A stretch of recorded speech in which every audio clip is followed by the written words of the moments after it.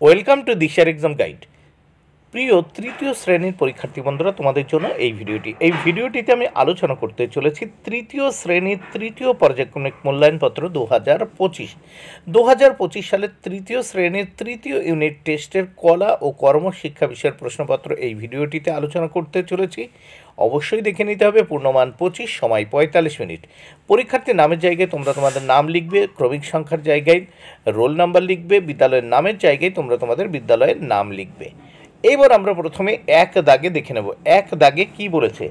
এক দাগে বলেছে আঙুলের ছাপ দিয়ে একটি হাঁসের ছানার ছবি আঁকো।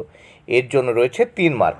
এই যে আঙুলের ছাপ দেখছো, এই ছাপ দিয়ে তোমরা কি করবে? একটা ছোট্ট হাঁসের ছানার ছবি আঁকবে। 2 দাগে আঙুলের ছাপ দিয়ে একটি কাঠ বেড়ালির ছবি আঁকো। এর জন্য রয়েছে 3 মার্ক। দেখো, এখানে আমরা একটা আঙুলের ছাপ দেখতে পাচ্ছি। এই ছাপটি দিয়ে একটা কাঠবেড়ালির ছবি তোমাদের আঁকতে বলা হয়েছে, এর জন্য 3 মার্ক। 3 দাগে অ দিয়ে একটা ছোট্ট পাখির ছবি এঁকে রং করো।